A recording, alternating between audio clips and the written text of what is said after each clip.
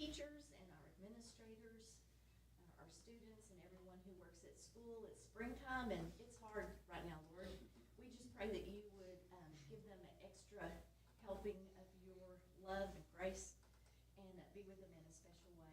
Lord, we pray that you would be with us as a board tonight as we make decisions.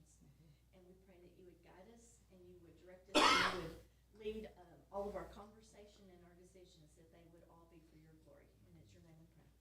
Amen. Thank you, Laura. Thank you. Welcome. Desiree, roll call. Okay. Now we're at the point of our meeting for open forum. Do you want to go ahead? Can I jump the line Yes, real yes, quick? you want to do that first. Before we get fully into the open forum, I just want to take this opportunity. We've had, Mike Autry's been a member of the school board since 2014. It's 11 great years he's been on the board. He's not going to be able to be here next month, which would be his last regularly scheduled board meeting. And we'd be remiss if we didn't take this opportunity to thank you for your great service.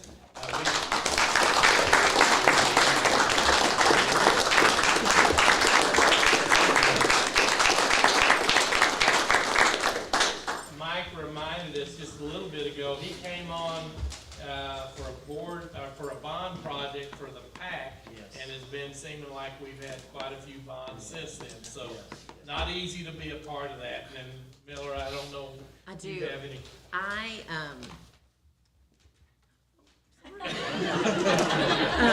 I feel like I came on and it was, I was a little baby pup when I got on here, and you really were someone that was an ear, just kind, and you've taught me so much. And now, like, we're completely different now. I mean, like, I feel like you're like the last of my OGs.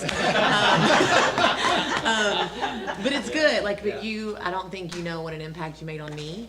And I know all of us that just being new to the board, you were so accepting to all of us. And I don't think that we would be the same who we are as a board without you having been here and guiding us. So we thank you very much. We're gonna miss you a lot. It won't be the same without you. So Well, I thank you all. You're in great hands, and thank you to everyone, all you administrators, teachers, and I've learned so much from y'all. I had no idea about how the school business would run or could be run, if I said that he was speaking correctly. But anyway, I've learned so much, and it has been a blessing to me more than I've ever, could ever bless y'all. So I thank you very, very much. Thank you for loving our kids. And most importantly, that's what I've seen. And Joey, thanks for putting up with all the hits and the baseballs and smiling through it all. And I don't know how you do it. But you bleed purple and great. Y'all made it easy to be on the board. So thank you very much. okay, so now we'll move to the open forum part of the meeting. So just a reminder, we welcome anyone to speak. We just cannot answer any questions or provide feedback. So the first person we have is Darcy Hodges. Hello. Hi. I'm Darcy Hodges. I'm the school liaison at Dice Air Force Base, as hopefully you know that by now. And this is Master Sergeant Beasley and A1C Wilson. And I just wanted to introduce them first and let you guys know that these are two of your Adopt a School POCs. These guys are at Wylie East Intermediate with Mr. Bacon. And then A1C Wilson is with Ms. Christian over at Wylie East Elementary. So I'm going to let them just speak briefly about the program. And just kind of highlight what they're doing in the school to help enhance the learning environment for everybody. Thanks, Darcy. Thanks for having me here. Definitely, we love the kids. We got out today at Wylie East Intermediate with Mr. Bacon. Well, first, I'm Master Sergeant Beasley, the first sergeant at the Operations Support Center Squadron at the 317th, and we just love getting out there supporting the kids. We went out there, greeted them today, wish them good luck on their test tomorrow.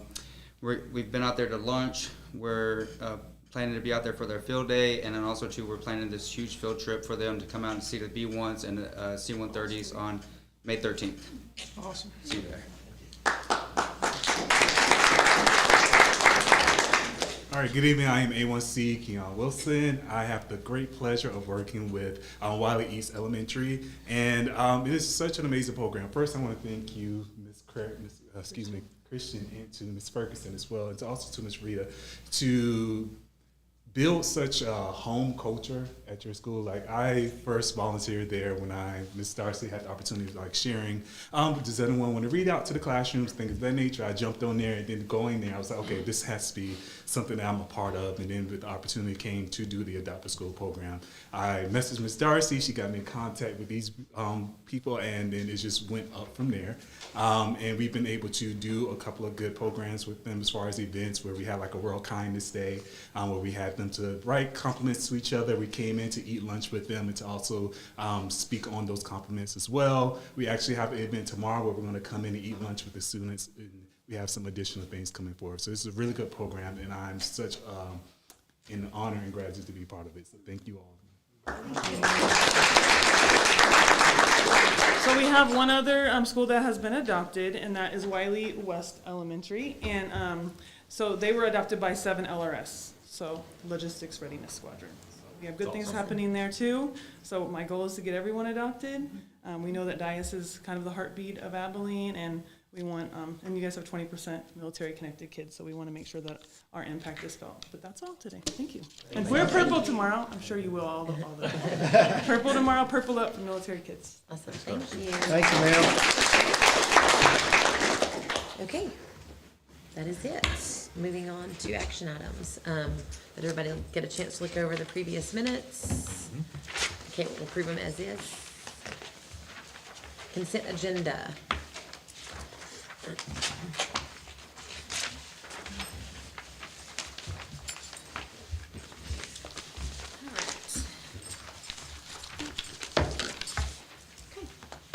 Starting with our bills over on page 6. Not a lot to point out unless y'all have any questions. A lot of the larger expenses throughout here are going to be bond related, outside of our normal, of course, our utilities. We have our Amazon purchases and those regular bills that come through.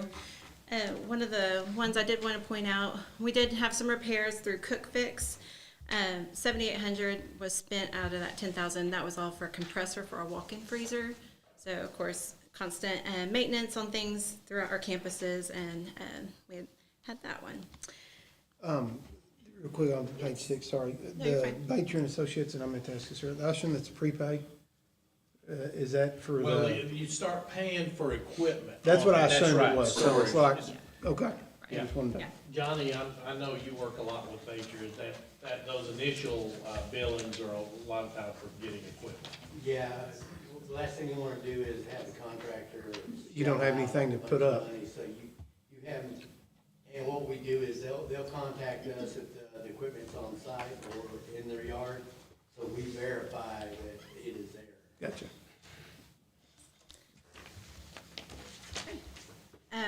Education Service Center, that is higher than normal because of timing and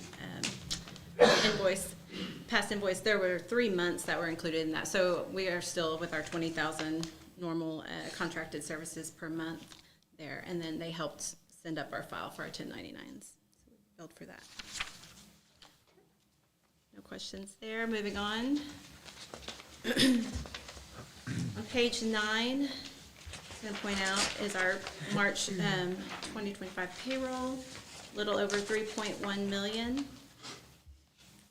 Just kind of about average, what we're averaging these days, or per month for payroll. And then we paid student transport training partners kind of towards the bottom of page 9. Mr. Light has been working with a gentleman that got a program that's going to help with our getting our bus drivers certified and bringing that more in-house, correct? So, yeah, we're trying to do anything we can to start getting more people certified to drive a bus. Mr. Besson and the crew has been trying hard. It's just, we lost another one today. I mean, it's a critical situation right now, so we're looking at this as an opportunity to have the prep work, especially for the test, and the EL Entry-level driver training. Entry-level, DT, yeah, entry-level driver training. So we can get as much of that out of the way as possible, so then the last thing they've gotta worry about is actually, testing at the DPS, so.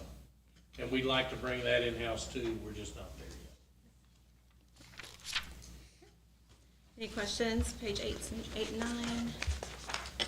9. Moving on.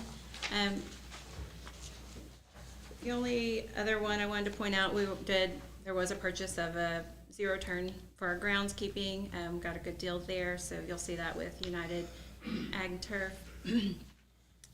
And then towards the bottom of page 10 starts our Visa purchases, which all throughout our expenses, but of course with our card, you can tell it's spring and everybody is on the go constantly, activities, so, which is good.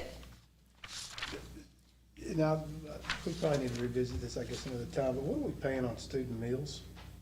We're at 8 right now.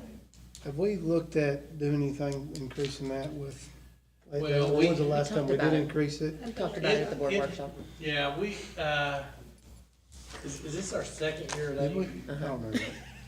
So I came in, We can't do it. I think so. We can't do it?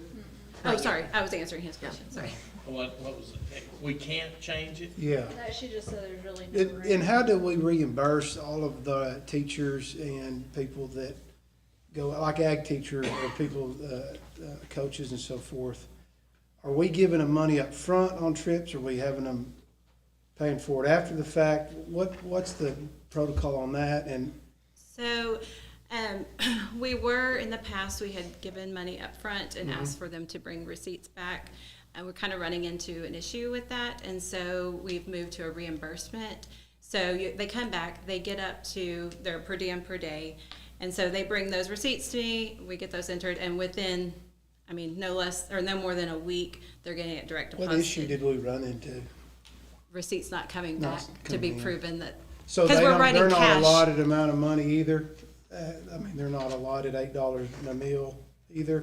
If they're traveling with students, they get the $8 per meal there. And so those will go, like, we prepay for the student meals when the sponsor, the coach, whoever, is included in those. Now, if teachers are traveling on their own, putting in, or needing per diem, then that's when we're asking the reimbursement. Like after a the stop, fact. like a conference, A conference. would be a good example. Right. Of course, we're not doing a lot of those right now, but. Right.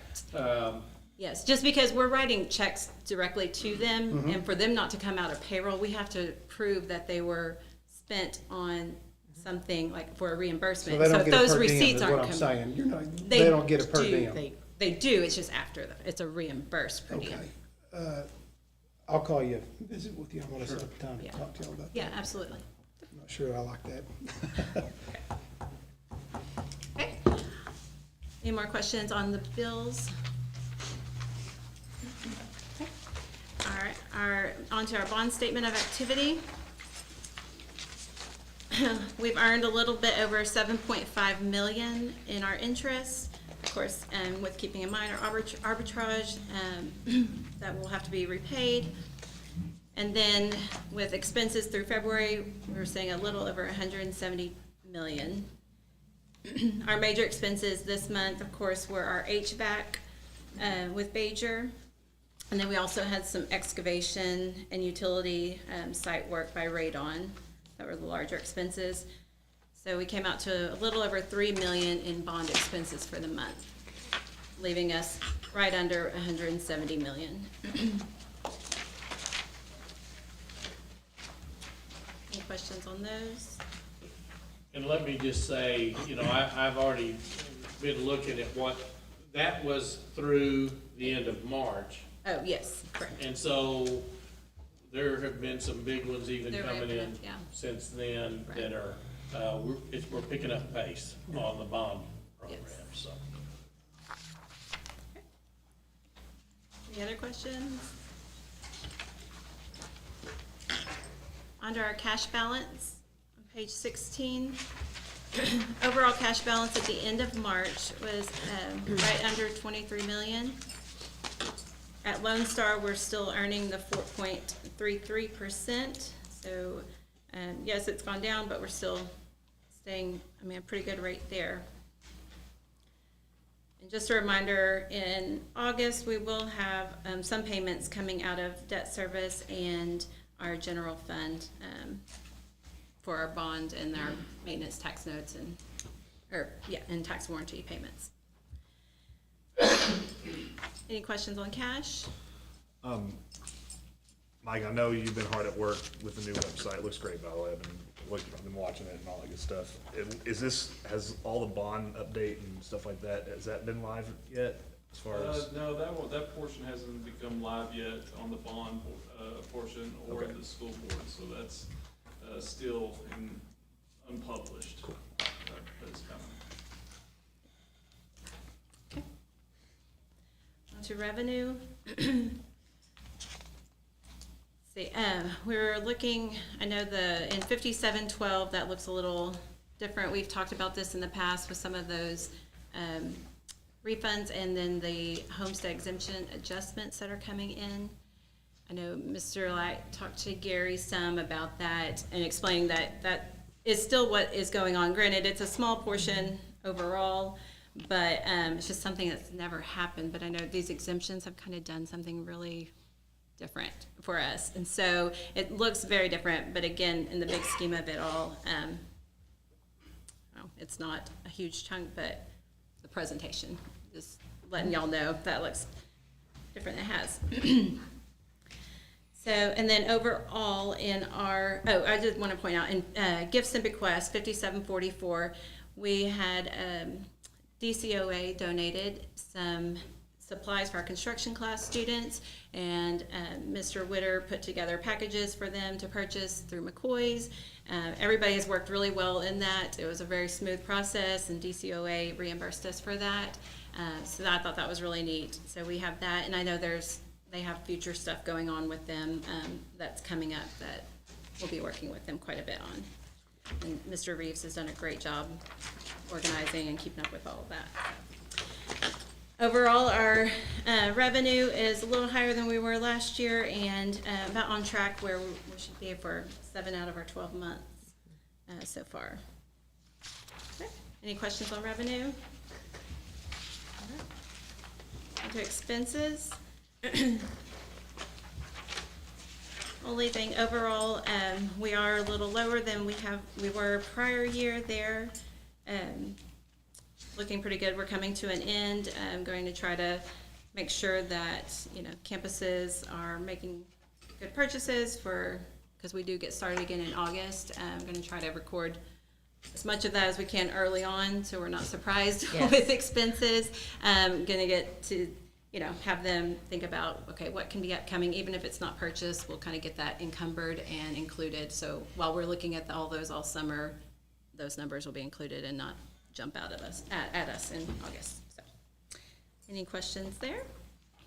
All right, that's it. Thank you, ma'am. Any questions? Make a motion, we pay the bills. Second. All in favor? Aye. Okay. Next time, declare April month of the military child. Yes, we'd like to declare April as the month of the military child. Just echo again what Darcy has mentioned. We have a large number of military students, military families in our district, and we're grateful for them to choose us because they truly have an option. And for them to choose us is what I would call a great responsibility. So we want to thank them. At this time, we'd like for Mr. Wylie to actually read the proclamation. So, Mr. Wylie, if you would. Sure. 2025 Month of Military Child by the Wylie Independent School District, Abilene, Texas, a proclamation. Whereas thousands of brave Americans demonstrate their courage and commitment to freedom by serving in the armed forces of the United States, both on active duty and in National Guard and reserves. And whereas Texas has approximately 149,761 children with parents serving in the military, either on active duty in the National Guard or in the reserves. And whereas Wylie Independent School District is proud to serve over 1,100 military-connected students and reflects the values of dedication and resilience in the education system. And whereas Wylie Independent School District strives to provide a supportive and nurturing environment that addresses the unique needs of military-connected students and their families, ensuring that they have access to quality education opportunities. And whereas the youth of our service members contribute significantly to their families, schools, communities, the nation, and our great state, despite the challenges presented by the prolonged and repeated absences of one or both parents. And whereas these children are a source of pride and honor to us all, and it is only fitting that we take the time to recognize their contributions, celebrate their spirit, and let our men and women in uniform know that while they are taking care of us, we are taking care of their children. And whereas the recognition of the Month of the Military Child allows us to pay tribute to military children for their commitment, patience, courage, and unconditional support of their parents. And now therefore, we, the Board of Trustees of Wylie Independent School District, do hereby recognize the month of April as Month of the Military Child within our school district, and witness whereof we have hereunto set our hands this 14th day of April, 2025. Joey Lack, Superintendent.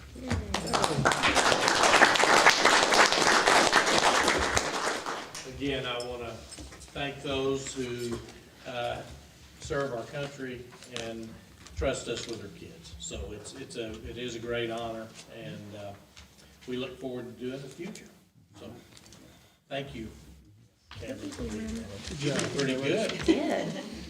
Not our first rodeo. Ms. Loudermilk, Yes. if we could go out of order Yes. just a little Yep. bit. Yes. We have a special presentation, actually not a presentation, but we want to share a little bit about Mentors Care, and we've got a guest here for that. So Yep. y'all can come on up. Let me just say that we've had a great run with Mentors Care, and before I introduce Mark, I want to talk a little bit about the program that we've had going. And you should have something that looks like this at your seat. This actually comes to us via Brian Blackwell, who is, what is his title? Managing Director. Managing Director over the state of Texas. Yes. And so he has been very supportive. He actually is the one who helped us hire Mark Blakely. Mark is our site coordinator. On-site coordinator, yep. So he's been in charge of getting our volunteers, lining up everybody. He's a great chaser of snacks. He keeps that room really stocked for kids to have options there. Couple of things that I'd like to point out that are in this, I don't want to go through and read this, but I did ask Mark, I said, what are the key things that you think we need to share with our community about Mentors Care? And he pointed out that 89% of our students met the 90% attendance rule. 89% of our students saw a decrease in discipline referrals, and 94% of the students in Mentors Care advanced to the next grade level. That is a really big deal when you're looking at kiddos who, for whatever reason, were referred to Mark's program, and they're reaching out and they have an adult from our community that spends time with them and invests in them. And I can tell you, my wife is part of that program, and she absolutely loves it. This is her third year. And fourth year. And so it has been a blessing for us as a family, and I know it's a blessing for the kids that they work with. And so, Mark, if you would like to make a couple of comments as well. Thank you, Mr. Light. Hello to the board. Hard to believe we're finishing up our 4th year. This is a special year for me personally because we have now seen a group start as freshmen, been in the program for 4 years, and about to graduate. Most of the 30 seniors that I have out of the caseload of, we peaked at 73 at one point this year, are seniors. It's going to be an emotional night. They're really excited. They have been an incredible group to work with. To watch them grow is incredible. High school, as I tell all kids, is probably the 4 hardest years of your life. The growth, the change, just your whole world is new. I also personally believe social media complicates that tremendously. So I'm a big fan of the cell phone policy. The conversations that take place in my room at lunch now are conversations. The kids are not buried with their head down, not trying to engage me. So it's really been a plus. Again, we continue to focus on improved attendance, reduced disciplinary referrals, and graduation. I want all parents to realize that Mentors Care is really just another layer of support. Parents need help. There's so much going on in a teenager's world. We aren't there to rewrite the rules, tell them different ways to get things done. We're there to echo the same message that parents say. Work hard, stay focused, try to stay out of trouble, make good choices. We say that every day to them. I do want to thank Darcy and Dias, because of the 73 mentors we have, I'd say 25 of them are active military. I enjoy working with them. It's sad when they have deployments, but it always seems to work out. We are able to fill in for them. Next year is going to be a tremendous need for mentors, not only for snacks, you're correct, that is a 24-hour-a-day job, but it's just I'm gonna need a lot of new mentors, because a lot of mentors take a break.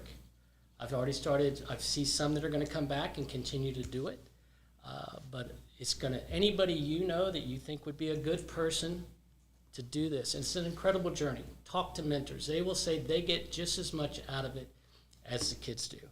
Now I want to turn this over to this young man behind me. Darion Hawkins is one of those, when you talk about for whatever reason, Darian came to us, of course, how hard is high school? Hard. But when you come into it at the start of your sophomore year from out of state, the adjustment can be really hard. And his counselor sensed that maybe Darion could use someone to talk to. And that's why she referred Darion to me, and we got him into Mentors Care. So now I introduce Darion Hawkins.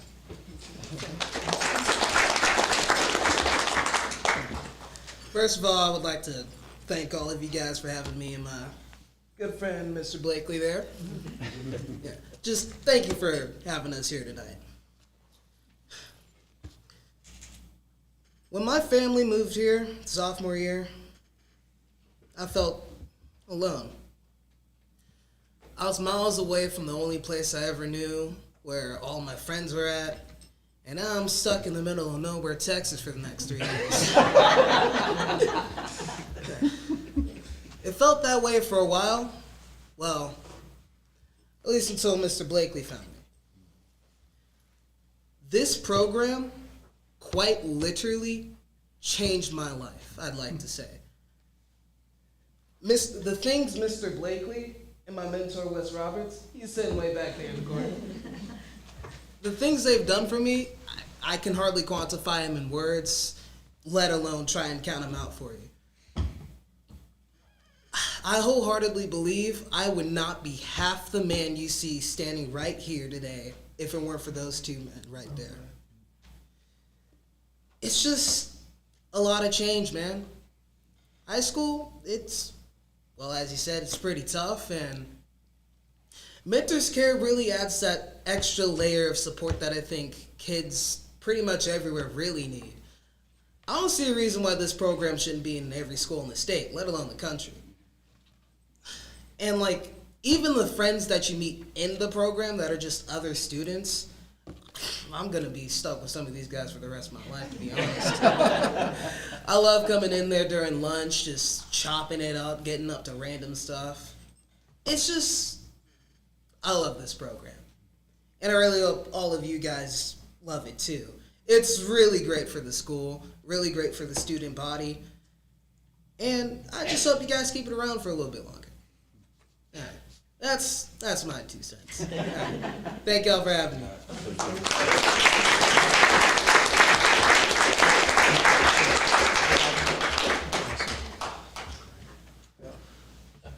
That's what I have for, thank y'all for Yes, coming thank tonight, you Mark. so much. Thank, Thank you. I do not like Thank those you. speeches, by the way.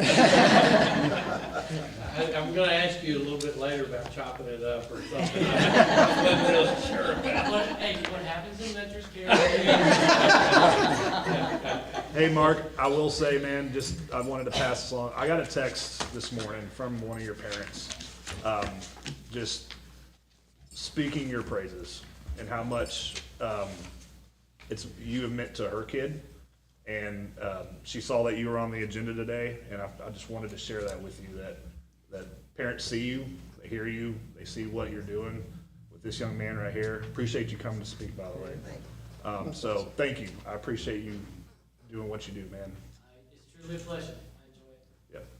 And thank you, Thank you Mom, to the and mentor. thank you to our. Yes. mentors. Yes. Appreciate y'all coming tonight. Awesome. Thank you.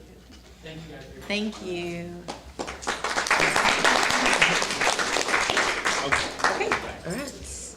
So we are going down to instructional material allotment.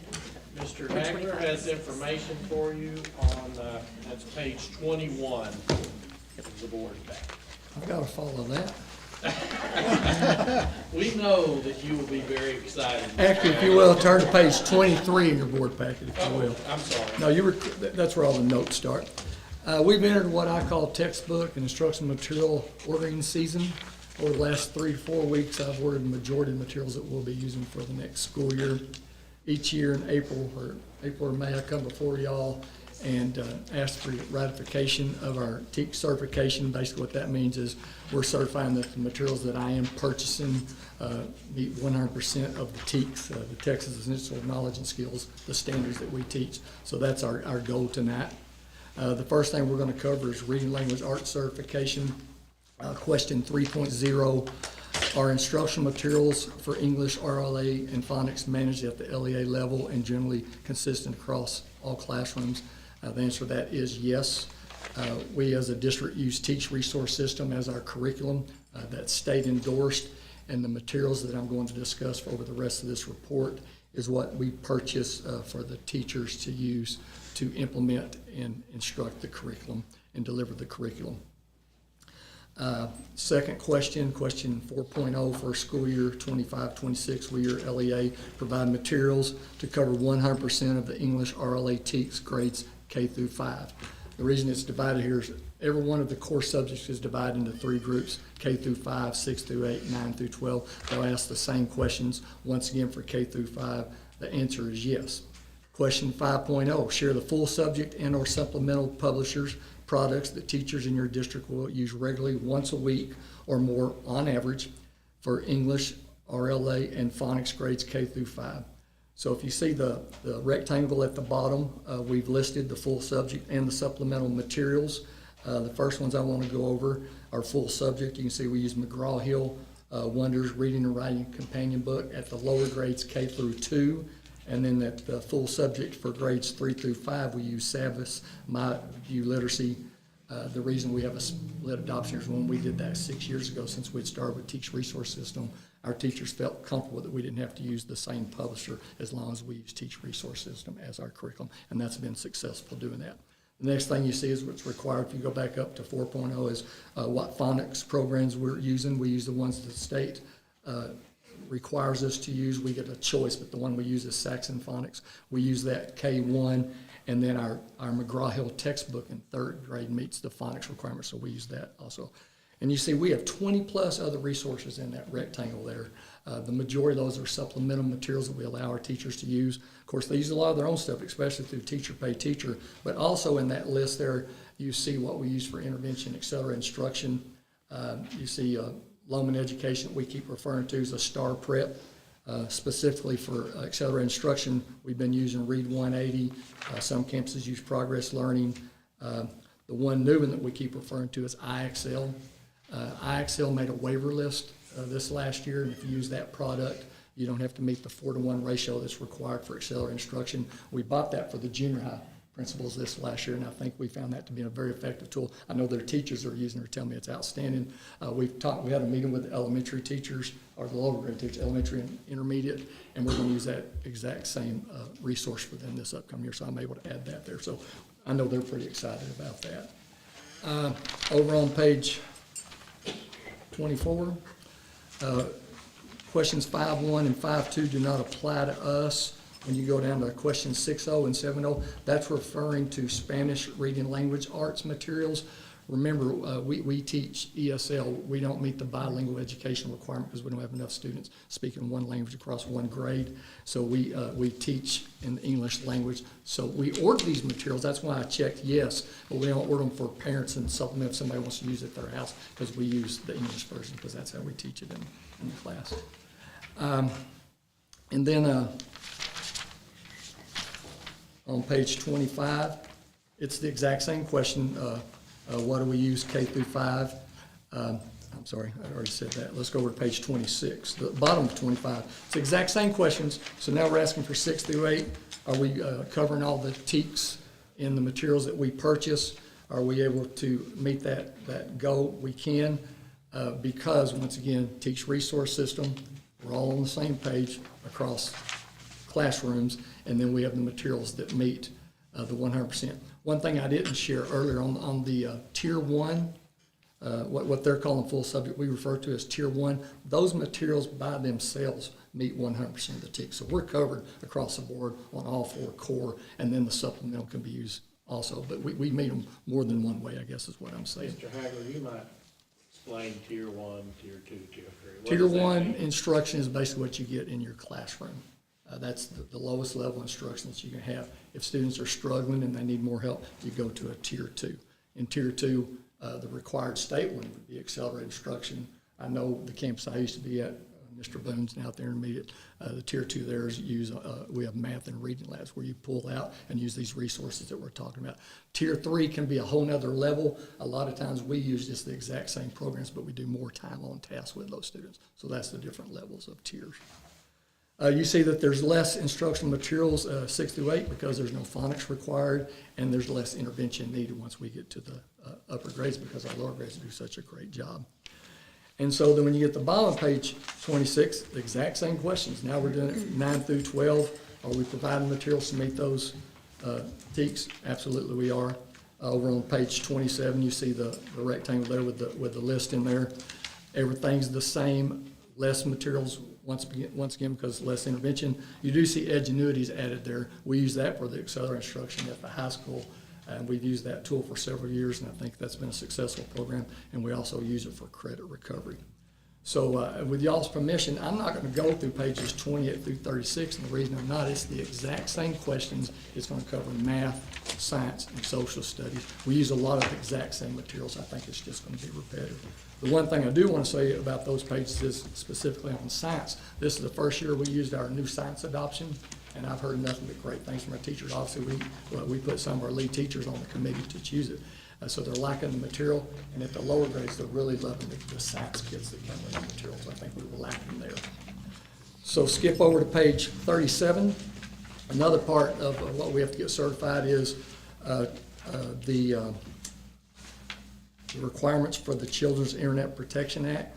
Question 33 says, does your district or charter school protect against access to obscene and harmful content in compliance with requirements for certification of the Children's Internet Protection Act? And yes, we do meet that. We use a product known as LineWise, and we've been using that for years. So we do meet that requirement.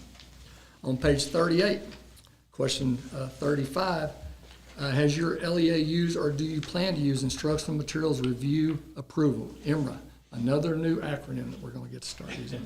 We have totally changed the way we purchase instructional materials. So to answer that question is yes, we are using that. We've used it through the TRR, Texas Resource Review. You see where I checked English phonics 2 years ago. We had to use the Texas Resource Review to determine what phonics program we're going to use, and we came up with Saxon Phonics, which we were already using. And now myself and the principals and fixing to put a committee together next year, we'll be looking at the mathematics. So to go back to what I said, they've totally changed the way we purchase. So we still have our regular instructional materials allotment. For us, that's right under $1 million every biennium. Okay, and that's all we've had in the past. At the last legislative session, they came up with a new pot of money, and that's what this EMR is referring to.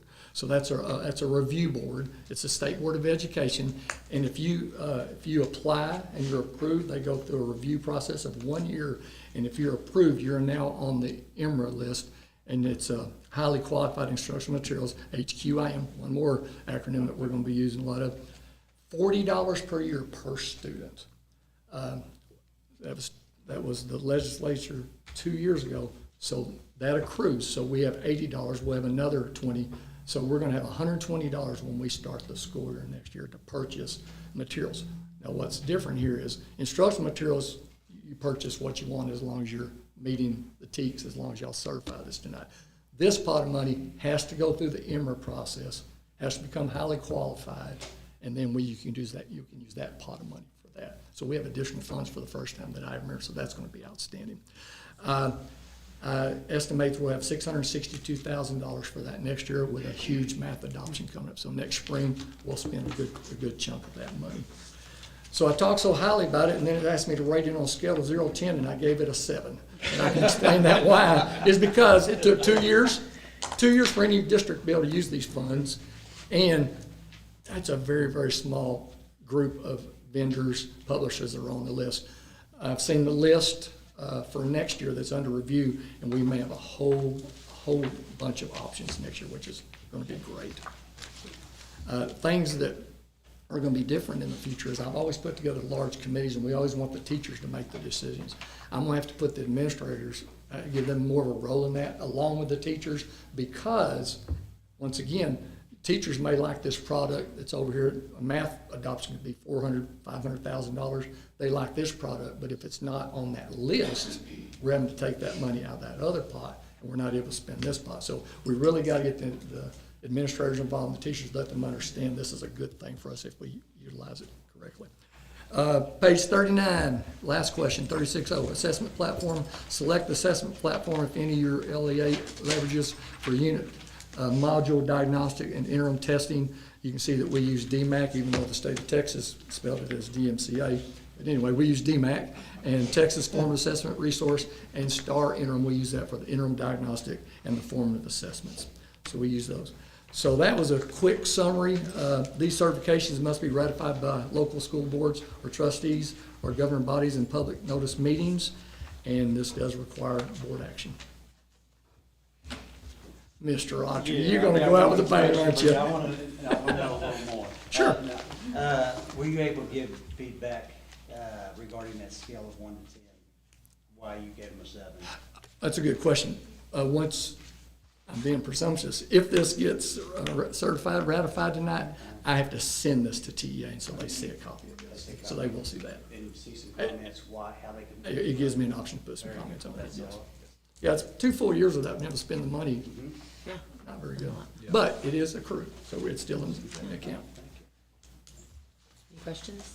Mr. Hagler spends a lot of time working on this, and as he's talked about working with committees of teachers and so forth, it is a challenge to try to get buy-in when you have such a diverse group of We thinkers. try to get a consensus. Yes. We have, sometimes we come back and meet several times. Once we get a consensus, we just tell everybody it may not have been the choice that you wanted, but now you need to get on board because that's what the group wanted, and let's roll with it. Another big change is there's no longer going to be proclamations. Proclamations were the adoption years. It's crazy. Like this upcoming year, we're going to do a math adoption. It's not going to be called a proclamation, but adoption. It's been 12 years since we've adopted a math book.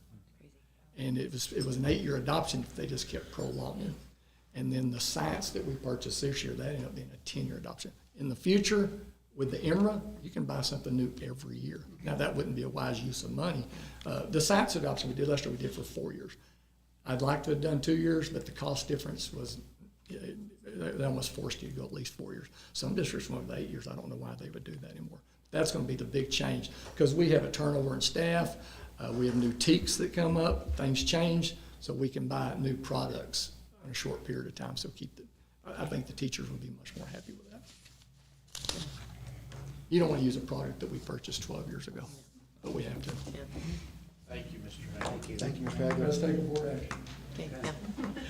Does it take a board action? Yeah, a board action?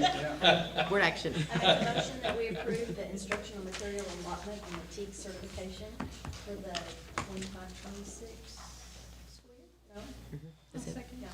All in favor? Aye. All right. Board action done. Consider approval for the HVAC control. Okay, so our HVAC controls on the west side have really aged out. Most of those buildings have had the same control system for many years. We've actually seen the handwriting on the wall for a couple of years, and to be quite honest, we overplayed our hand. At the start of the school year this year, we had quite a bit of failures at West Junior High in particular.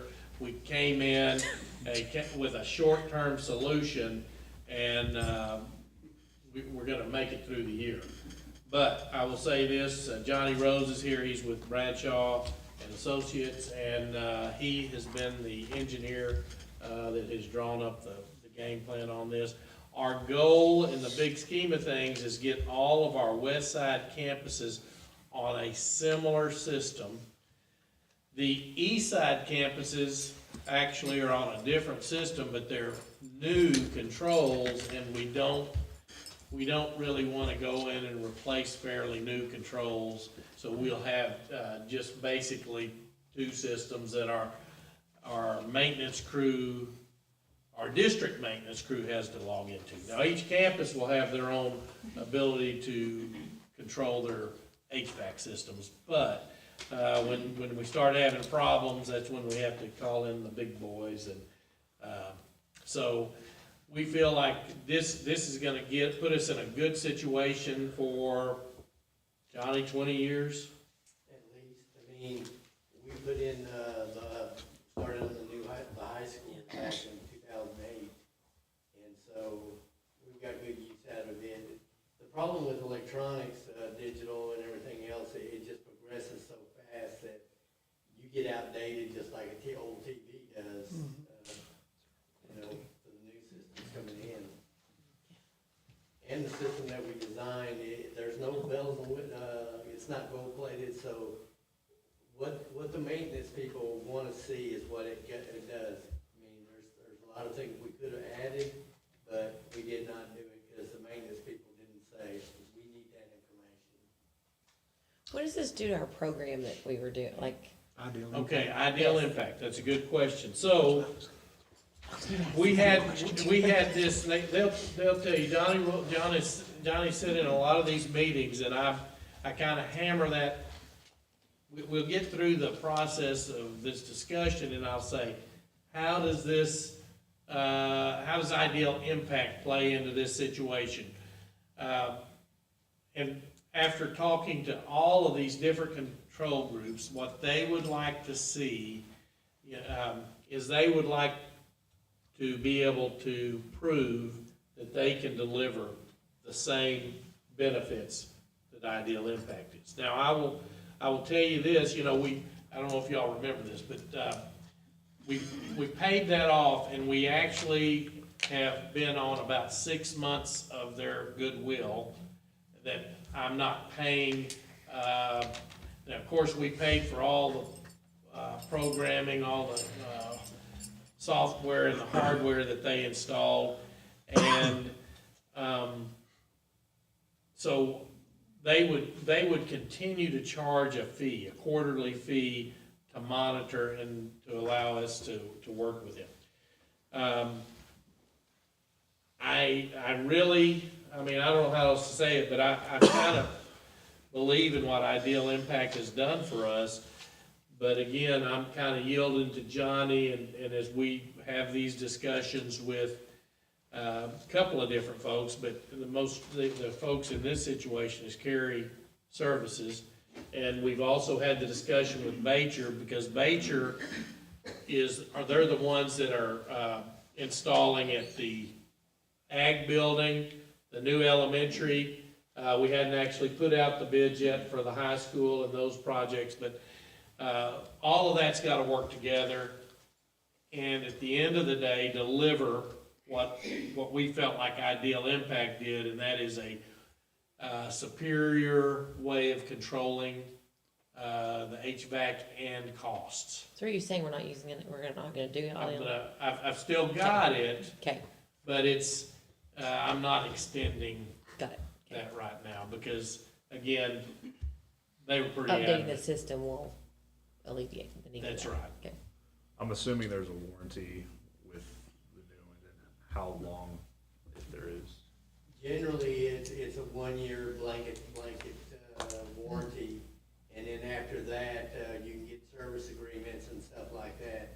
Of course, there are the rooftop units and the variable refrigerant flow systems have 5-year compressor warranties and those type of deals. But if you're going to have an issue with anything on the air conditioning side, it's going to happen in the first year, and you're already On the control side. on the control side. Yeah, and so, one of the other things that we were pretty adamant about was that there be a local presence. Carry Services has that, Nature has that, and the other groups that came to the table on this were West Tex, West Tex Chill. Yeah, and they're here in Abilene also, so the three that bid on this project were all local, and they have a good reputation.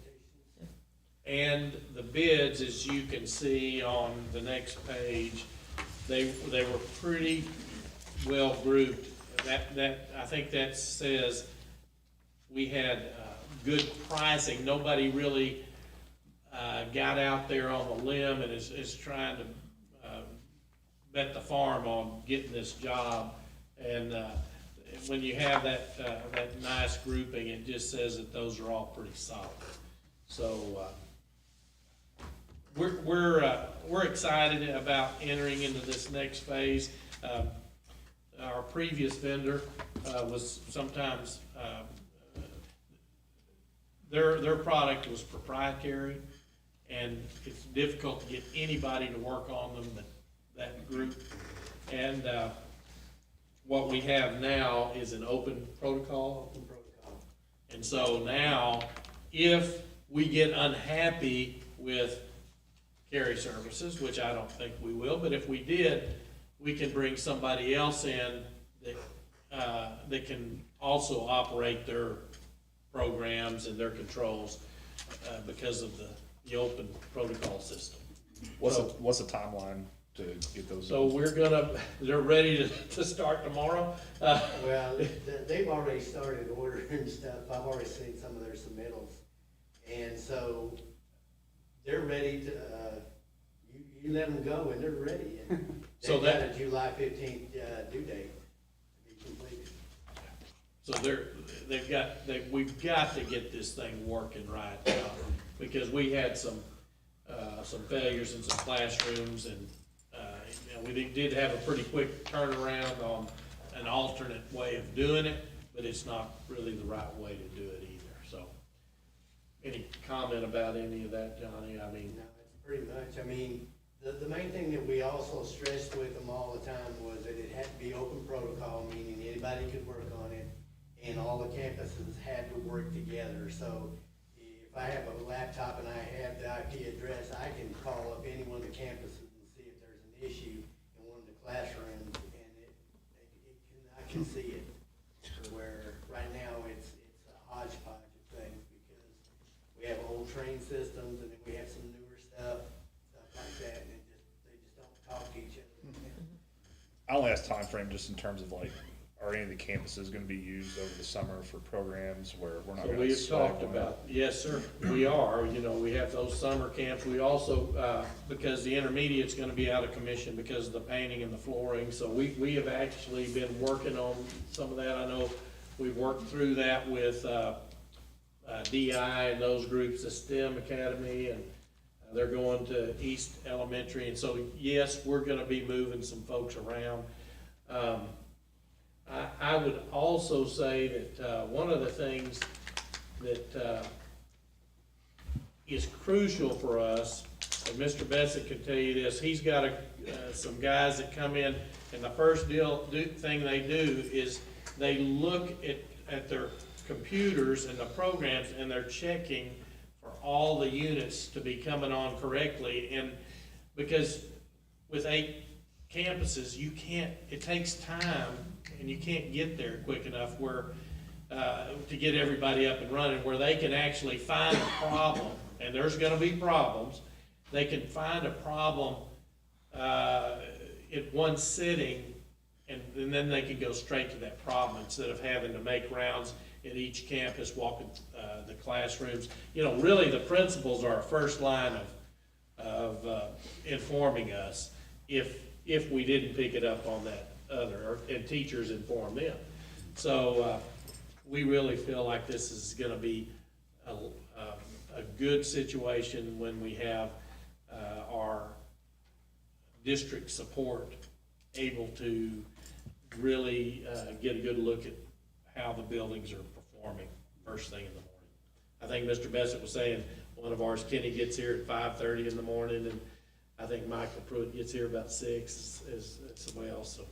And right now, sometimes it doesn't talk to us, or it shows us that it's up and running when it's really not. And we get a call from the principal, you know, after that class gets in there, so that, you know, so we really need to update. And that's the problem. We've got some older equipment that is beginning to fail on us. So that's where we are.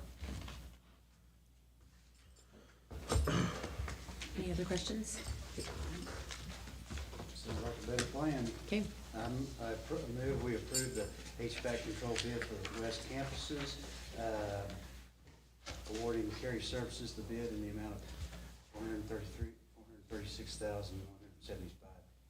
Second. All in favor? Aye. Okay. All right, so approval of the West Junior High track and field renovation. Okay, so, came to our attention, I mean, we've known we needed to do some work at our West Junior. Thank you, Johnny. Thank Appreciate you you. coming. Thank you. Thanks. At our West Junior High track for quite a while. We've been trying to survive.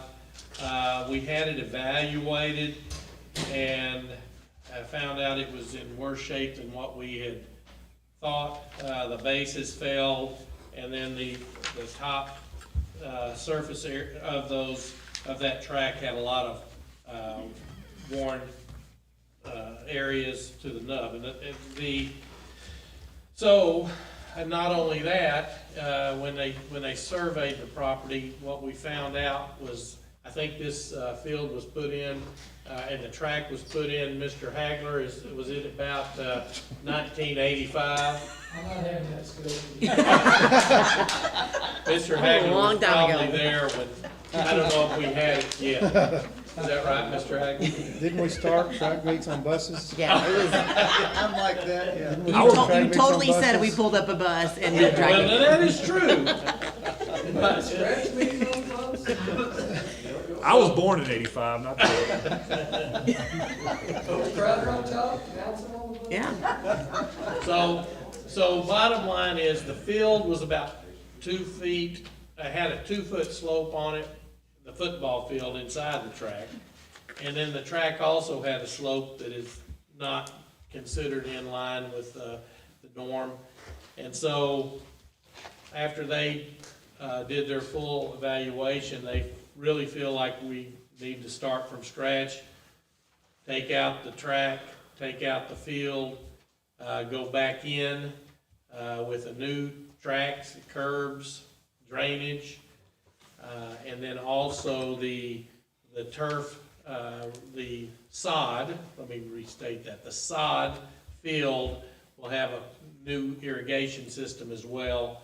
And if we can move forward with this, they will be able to mobilize, and they think they will be finished by the end of the school year, which is at the end of May. So now we've got a full summer for that sod to take root and be a good surface for the junior high. In addition to that, one of the things that we are needing is the base. You know, it's just like a house. The foundation is probably if you don't have a good foundation, you don't have a good product, your house is gonna fall apart. The soil report, requires a pretty in-depth process. It's a 4-foot deep, compaction, and they called it an can't remember the term. It wasn't a lime, process of injecting lime in the soil. It was an electronic, I can't remember the term, but it's to treat that subsurface. Electrochemical injection. Thank you, electrochemical injection. Yeah, it's in there. I read it. So with all that said, we would like to recommend Paragon to get started as soon as possible on that, to have it full summer of growth with that sod, so. So I think it's safe to say this became a lot more than what we initially A lot thought. more in depth. We had no idea that, the curbing systems were failing and the subsurface was failing. Yeah, basically, if we'd have gone back with a top surface situation, we'd have been wasting our money. Any other questions? I make a motion, we approve the West Junior High track and field renovation proposal, in the amount of 1.662637, plus the alternate 2 proposal in the amount of 135,314 Paragon Sports. All in favor? Aye. Okay. Roofing project. Okay, this year we found out we had a major hail damage that was actually 2 years ago, Mr. Bessie? 2023. And it didn't really, show the amount of damage it had done until, the last several months. And we've been working on this for a while. We had, our insurance adjusters come look at the roof. They made the determination that we had a major, incident. And, since then, we have learned a lot about roofing and insurance. Bottom line is, after we employed a third-party engineer that they're forensic engineers that determine the damage is done, and then actually design the roof systems that we would be replacing it with. What we would like to do is,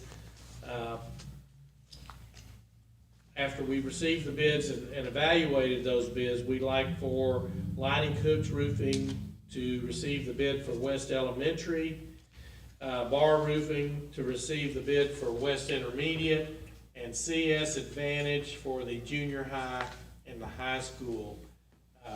These are very labor-intensive projects, and we would like for them to start as soon as we're out of school. So all of these have said that they can do that, and it'll be a project that will take most of the summer to complete on all 4 of those campuses. I can't not ask a dumb question, these were me, so I'm gonna do it. The high school, I'm assuming, includes all of the buildings to include like the PAC, everything with that, or is it just the main campus? There were a lot of buildings up at the high school. If it had damage, it was. I was assuming so, I just. Yeah. Now, that building does have a, TPO roofing system, so that, I would think that would definitely would have been one of those. Cool. I make a motion that we award Lilac Cooks Roofing for West Elementary in the amount of $1,433,600. Bar Roofing for West Intermediate in the amount of $1,651,535, and CS Advantage for West Junior High in the amount of $1,141,000, and the high school in the amount of $3,768,000.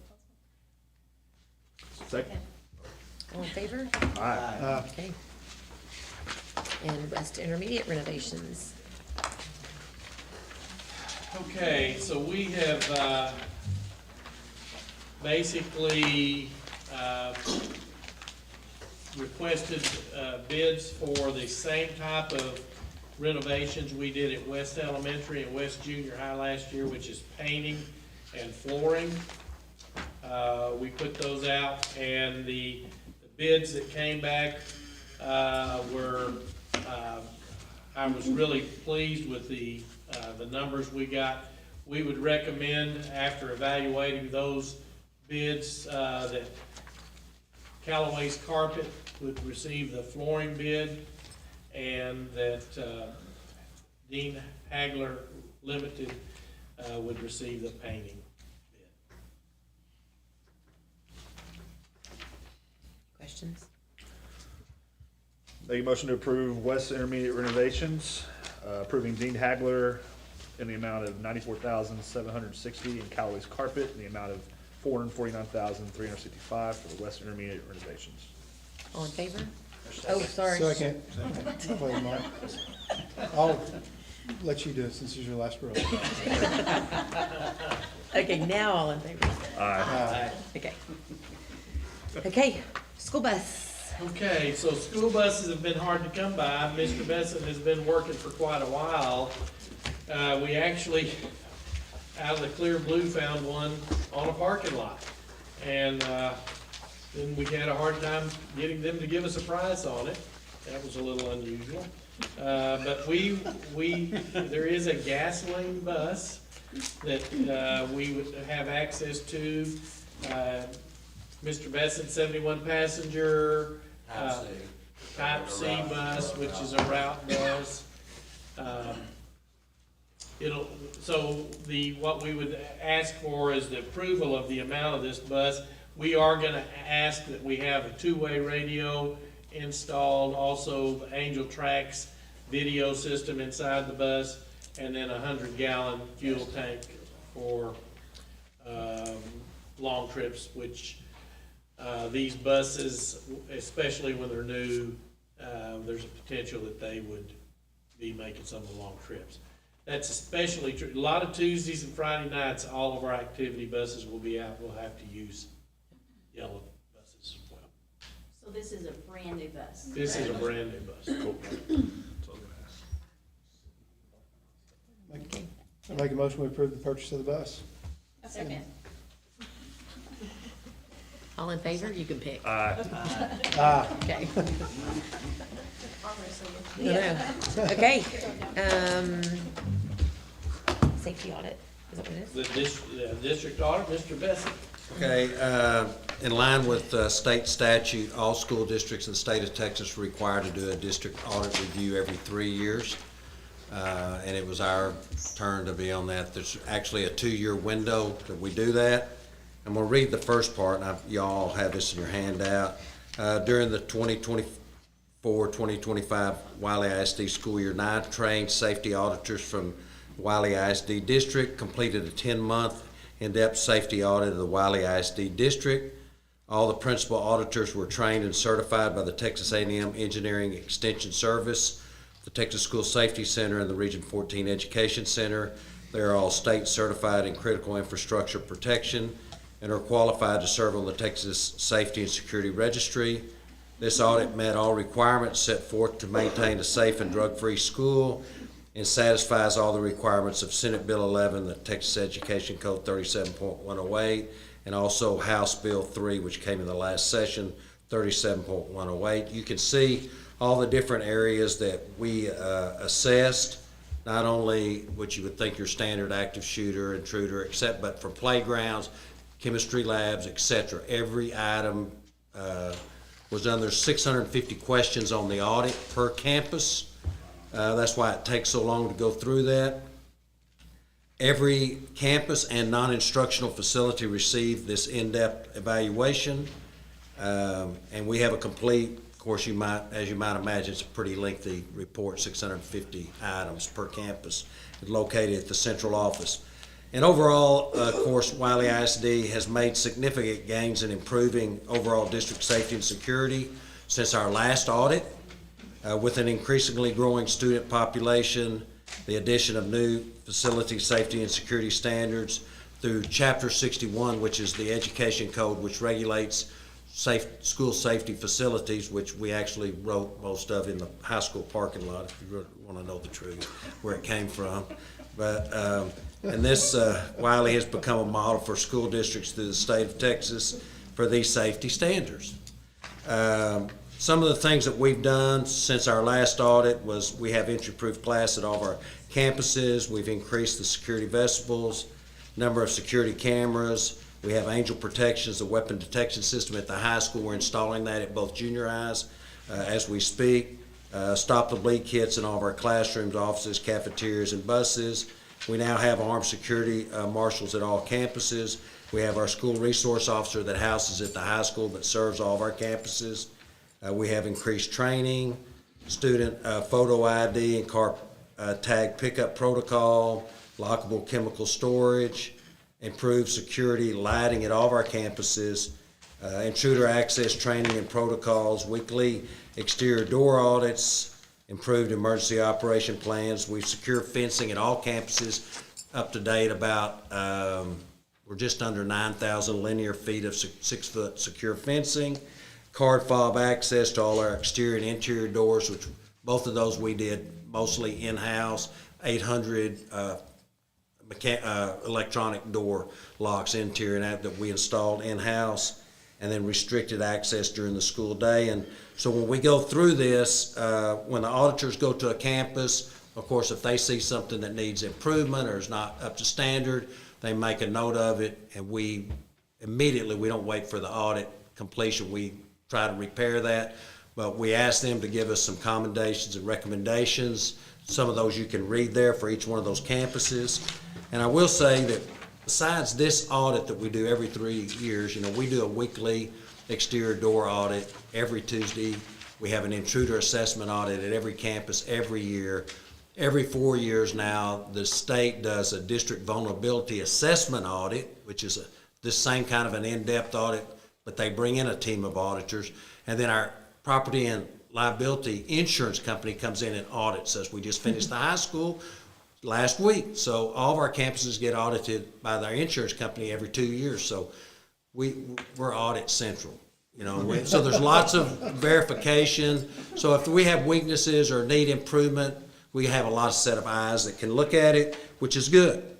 I think it's been good for Wylie ISD, and we've talked about this a couple of years ago, right after Uvalde, and some things goals that we had even since our last DAR audit, our exterior door locks, interior door locks, where we went with a keyless system, secure fencing, our improvement in our security cameras, etc.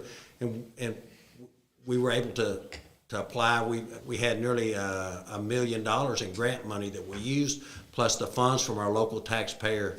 So we spent a lot of money on safety security. We think it's all been worthwhile and a model for the state of Texas, and we're always looking for improvement. And this will be submitted to the state now. Really the difference, we've had a district audit review since really right after Columbine, but there really wasn't anybody. We submitted it to the Texas School Safety Center, but nobody really, they just filed it. And since Uvalde now, the Texas Education Agency also looks at this. We submit it to the Texas School Safety Center, but TEA will also look at our results. When they do their district vulnerability assessment audit, this is one of the things. They're gonna look to see if we found something that was a deficiency, did we as a district act on it and improve it? That's what they wanna see. They're gonna go down the list, whether it's in a chemistry lab, or if it's in your security vestibule, whatever it is. They want to see that a district's proactive in improving it on that. So I'll ask for, we need to approve the audit, and then I will submit it to the state. Any questions? And let me just say, Mr. Besson has a high standard for the folks on these campuses that are taking care of these systems, these security systems, and, knock on wood, He hasn't had a door failure yet, or had, We got one more campus to go. Yeah.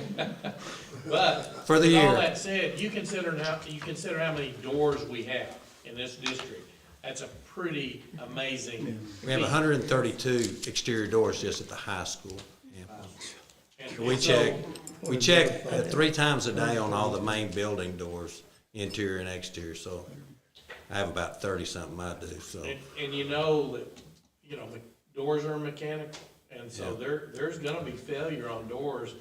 And so, again, that's just incredible achievement that they have. And our principals been do able a to super job, and their staff, it's just, there's been a lot of buy-in on it, and just like that, I mean, reporting it and reminding and having that right frame of mind, whatever it is, and it's been a real group effort. Training our guys Yeah, to work yeah. on doors. Yeah. I mean, Yeah. that's been a big thing.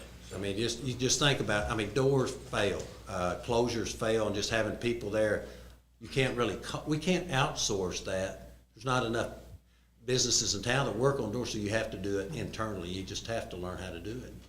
And we appreciate all the work they do at their campuses, because they do a great job. I want to echo that. I've already told on myself to Mr. Bessent, but Mr. Amonette, shout out to your staff. I was apparently parking in the wrong spot during the school day, and I was challenged by your staff, so They I found immediately him in the moved park, to the right spot. Oh, that was a apparently. good So- job. Yeah. Our marshals, Mr. Salmon and, Mr. LaFrance do a lot on our campus too with the doors and stuff like that. They work hard. They really do, all the time. Thank you, Mr. Best. Awesome, thank you. All right. I'll make a motion to approve the district audit or review as presented by Mr. Bessent. I'll second. All in favor? Aye. Okay. All right. Principal reports. Principals, who's up?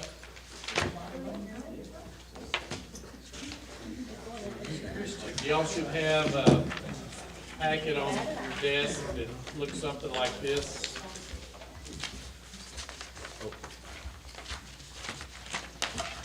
All right, Wylie East Elementary. We have 766 kiddos on our campus at last count, and just gonna kind of hit the highlights. I know where Mr. Light said, be brief, be bold, and be gone. So I'm gonna go for that. You go ahead, Ms. Christian. We're ready. Okay, so tomorrow and April 29th, we have our STAR testing, which the kids have worked really hard, teachers have worked really hard. We're excited about that. One of the ways that they incentivize kiddos to do their best is to do STAR strategy rewards. And one of those rewards tomorrow will happen with some staff getting pied in the face, and with Mrs. Christian being the ice cream sundae and all the toppings being piled on me. So they had to pay to have that opportunity with the tickets they earned by using STAR strategies in class. So I think I got a lot of people trying to top me off on my head. So we'll see how that goes. But we're continuing with our acts of kindness, 381 nominations to date. We had the top 3 places in the conservation poster contest. First place to Solon Pearl Manga, second place to Brindley Bible, and third place to Lake Lambert. So proud of these kids for their hard work. Another very exciting award that we had that came to the whole campus was the United Way honored us by being the school campaign of the year for our fundraising efforts. I think that meant that we upped our percentage of giving, and so I'm super, super proud of our staff for having such a servant heart and wanting to be a part of our community and help with that.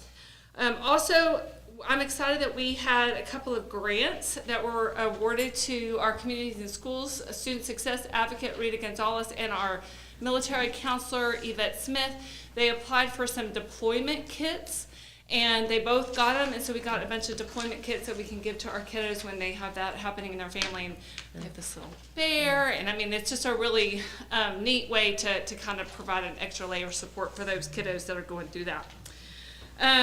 Tuesday, Mr. Light, we are doing our part, keeping those bus drivers. It's Bus Driver Appreciation Day, so we've got a little sweet treat to give them with a little note of encouragement and thanks.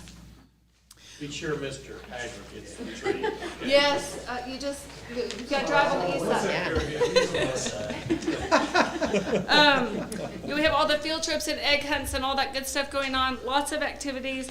I did want to make mention that we won the Child Advocacy Center's Change for Change contest. It's a 3rd grade competition, and Miss Squire's class won that. I think they did a great job bringing change for that great cause, so we appreciate that. Our Spike Squad continues, and we made a little update to it, which we're really excited about. We are now having a Spike Squad member be a member of the Spike Squad on the buses. And so it's the bus they already ride, but if they were one of our Spike Squad members, they are helping us patrol on the buses a little bit too, and just a reminder in a friendly way of some of those bus rules, which has helped us out greatly. So they wear their little vest and their little button on the bus, and so they're pretty proud of that responsibility. So I think those are kind of the highlights, because I was trying to go fast, but do y'all have questions? All right, thank y'all for your support.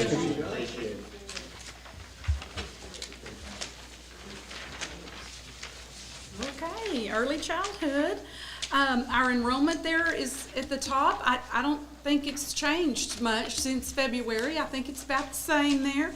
And that obviously that number there is total including the Pup Academy. So we started the month with our Paper Pie book fair, and it was really successful.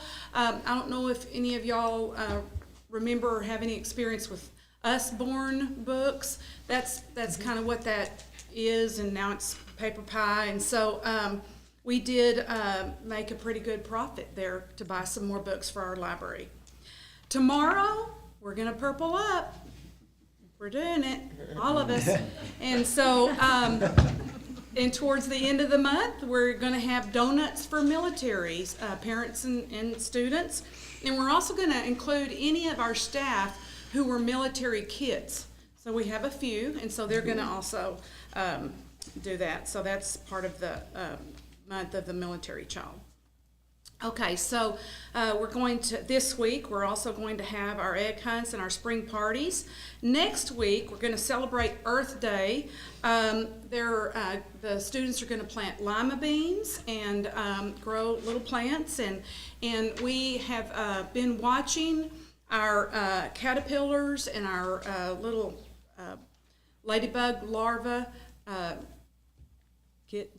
become adults, and some of them became adults this week, and so they were let go, but some of them haven't, and so they're going to do that next week, and it's real exciting. They've been watching them, from the beginning, and we're also, the last 2 weeks in April, we're going to have our end of the year progress monitoring. We're going to take a field trip next week to Western Heritage, Hardin-Simmons. Mrs. Spencer's lead students are going to come read their storybooks to our students. These storybooks are based on leadership qualities that they've learned. And so I'm going to do that. And then first week, full week in May, we're going to start celebrating different, at the end of the year. And then 10-day countdown to the end of the year, and they're going to, it's a secret for the students. They're going to pop a balloon. The parents know ahead of time, but it's things like change their seats for the day, change their names for a day. That's always fun. Wear sunglasses, Is it Alias Day? Is that what you're saying? Yes, they get to name them. Yes. So anyway, we are celebrating our staff. We had Fiesta Luncheon for our paraprofessionals, and we're still having lots of fun with our staff doing just different things. We had March Madness with Oreos. We had 7 different playoff little things with Oreos, and this is not probably going to be surprising, but double stuff original, 1 out. So yeah. So anyway, that was short and sweet. Any questions? Say much about HEB. Just, Yes, we're so excited. May 4th, we're going to head down to, actually May 3rd and 4th and a little bit of 5th. We're going to go down there and see if we won. But, we're just excited to we're 1 of 5, so. That's awesome. So cool. And one of your teachers is still up for Yes, yes. Rebecca Quick, she is in the quarterfinals of America's Most Favorite Teacher. And she has been in first, and she's moved up from last night. She had fallen just a tad, but she's back up a little bit. And so, I don't know, I think this side of the Western Hemisphere is all voting for her. Yeah, it's a lot of fun. So we'll see. Thank you. Thank you, ma'am. Okay, well, this is what's been happening at the West Elementary. First of all, you can see our total. We got 671. And one of the most important previous events, well, they were all pretty good, but the Military Career Day was really special. They came and there were like 2 each that went into each room for about 10 minutes, and they talked about their careers, and they talked about the equipment they use and all the responsibilities, and they loved it. And then they stayed for lunch, and they were there the whole day. So that was a great little previous event. We enjoyed it. And that's part of being that part of adopted school program, which we're very proud to be a part of. The military are actually coming, these are upcoming events. They're coming tomorrow at 7:10 to greet all the students. You can see that we have music programs coming up. We have our in-class testing, and we're going to do the best we can. We're trying hard. And then we have our bounce house day. That's just going to be so much fun. We have 3 different kinds, and they're all excited. We keep talking about it, and I use it for a threat to make sure that they behave, and it is absolutely working. So the bounce house day that's the bomb right now. Then we have field day. We have kinder, first, and second. They're in May, and early release, and our staff development. That's the end of school. And then you can see some of the field trips that we have planned. We've got Western Heritage, the planetarium, and Camp Able. I was trying to be the winner. I don't know if I. You're always a winner. He's talking as he's walking up. I need to say thank you for all of the renovations that are happening at all our schools, but at the intermediate school, I made a note to stop by Big Country Supply and get me a hard hat tomorrow, and then a planter, because we've got roof going on, paint going on, floors going on, controls, so hopefully we can get all that together. But thank you so much. We appreciate it. I'll say some other things at another time, but we better get going. Hey, couple of quick things. Destination Imagination, a lot of teams qualified. I know that several have decided to go ahead and skip out. I think we have the Golden Girl gang that is going to advance to globals that last week of school for us.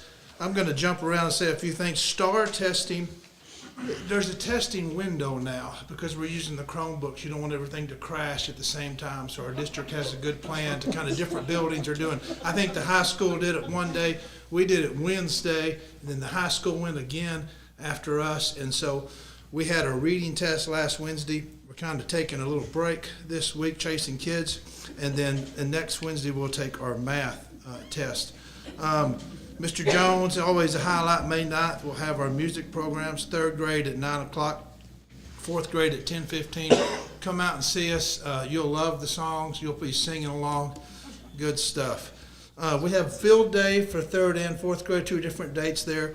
2 different teachers are playing. 3rd grade teacher planning one, so we're going to do some different things. So they're competing. With T-shirts, we're all different colors. So we're getting ready for that, having a good time. I'm jumping around a little bit. I want to jump at the bottom. We have 50, so every 6 weeks, I get a report on how many 1 million word readers that we have. And we had 15 for the 5th 6 weeks.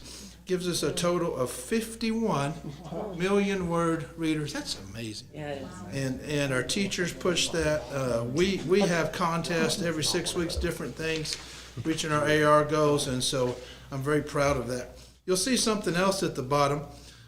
We had in 1 week time, we had 3 new students that were all second English language learners. And you can see, not Spanish. You see we have Turkish, Mongolic, and Tongolese. So, bless our teachers. We are blessed the kiddos coming. We had lots of smiles on our faces. We're learning 2 very limited English, 1 a little bit of English. So we've already purchased some things working with these kiddos. So it's just another challenge for our teachers, but they're doing a great job. We have a plan in place. Mr. Hagler does a great job making sure our ESL certifications. One of the kiddos we were told was a certain grade, and he showed up and it was a different grade than what we were told. And so we started in one, and then we found out he was resource. And unfortunately, our resource teacher also has certification. So we got him in the right spot now. We're rocking and rolling. One other thing I want to say, I want to jump back up to the top. You see our fourth grade numbers at 248, our third grade numbers at 211, second grade numbers coming to us about that, 210, 211. So we have a big class going to Mr. Amonet's group. We have amazing teachers. That's the last thing I want to tell you. Our teachers, they do an incredible job. During our STAR test last week, I heard them say good things like, hey, the kids tried hard. No matter what the results are going to be, they showed good effort. We had 70 kids, third grade students, when the first lunch hit at 11:20, that were still taking the test. So we had to put them in a different spot, let them eat lunch. I let them go outside, let those kids go outside, the ones that finished stay in the they're go back and finish. So they're trying hard. And I can't say thank you enough to each one of our teachers. Because of this change, we're going to send a couple of teachers to some other campuses because we have a reduction in students. And one of our principals, when we were meeting, we're having a good plan for this, said, Mr. Boone, make sure you send me some good teachers. And what I'm going to say is, we have great teachers. Every one of our teachers are great teachers. So you're going to get some great teachers, whichever principal that is. So appreciate you guys. Thank you, Mr. Boone. Appreciate it. I went overboard when I'm talking about teachers. That's all right. Good stuff. That's good stuff. Well, it is Wylie East Intermediate. It is the most wonderful time of the year for two reasons. STAR testing and for the last of the 6 weeks, which are the two things that I think the teachers and everybody involved have been working towards all year long. So just wanted a special shout out to them. So if you think of we greater than I, we talk about it all the time. So I just want to recognize the we. And you talk about the bus drivers, the office staff, the student services, cafeteria, custodians, the great teachers, paraprofessionals, the substitutes, the volunteers, and of course the parents. And it's just everything working together. And so that's really the essence of we greater than I at Wylie East Intermediate, and I know for all the campuses. And so just a shout out to, since this is the last time I'll get to be speaking with you, but just wanted to thank every single one of those groups for their support in making Wylie East Intermediate what it is in the year that we had this year. So with that being said, you know, Wylie East Intermediate's the only place where hopefully you can see a space tree. How's that tree doing? Some blue bonnets and maybe even a shrimp boil. So as you can see, we've got a lot of things going on the front page. We are STAR testing tomorrow, again, working really hard towards that. So I know they're super excited. Space tree is doing well. It's getting watered. It's got a little got its own little protection around it because the mow crew has started mowing, and so we want to make sure it's protected. It's not very big, but I was very impressed when I saw some green leaves coming out from the top. So, but anyways, that's going on at Wylie East Intermediate. A lot of the same things that are going on the campuses. We're going to knock the STAR out and then have a lot of fun to finish out the year. So, but thanks again for y'all's support.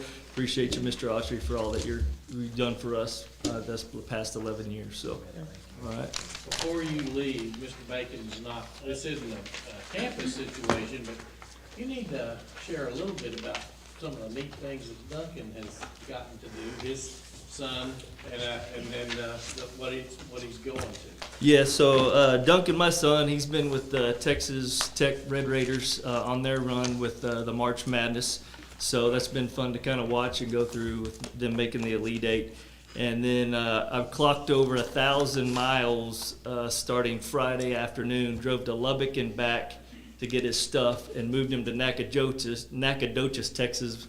So he took a job for Director of Basketball Operations and Assistant Coach for Stephen F. Austin. So awesome. Thank you, Mr. Lyons. That's cool, man. Appreciate it. So, made it back safe. So thanks. So Wow. Kind of neat. That's cool.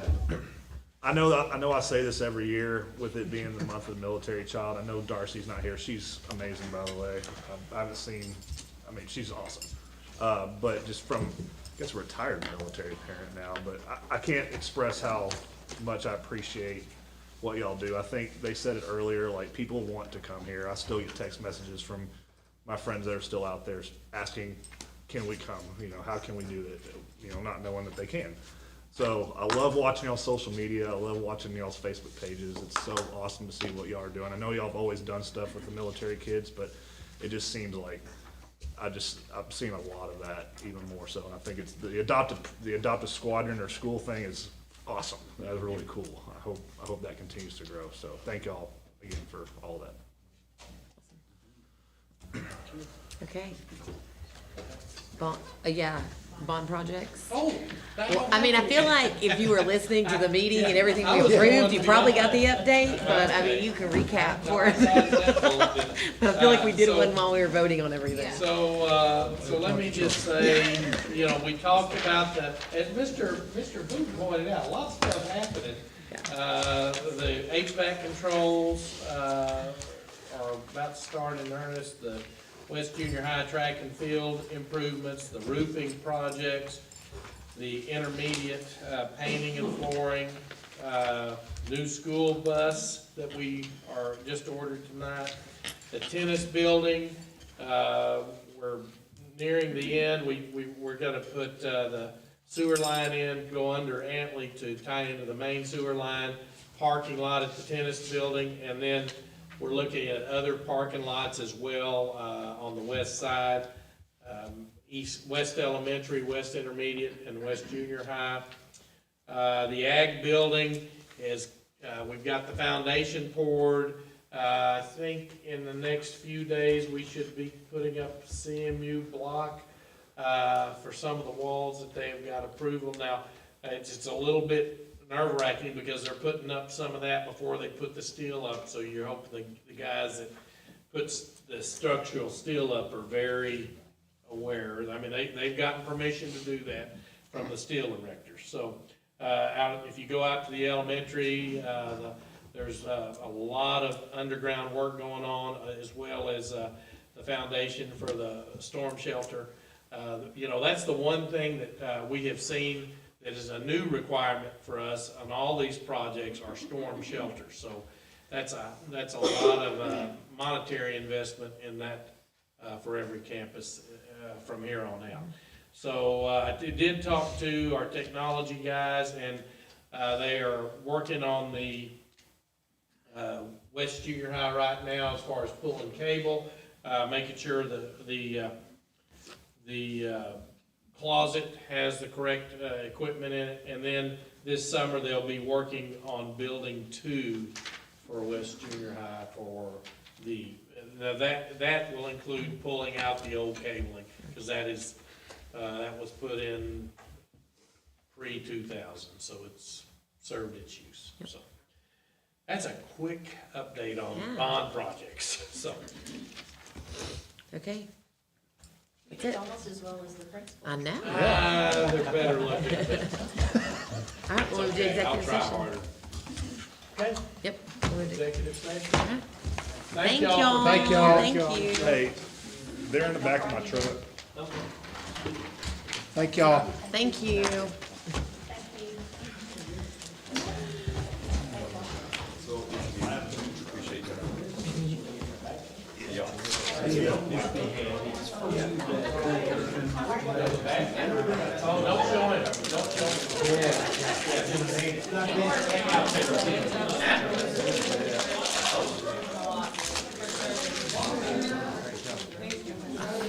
All right. Appreciate you.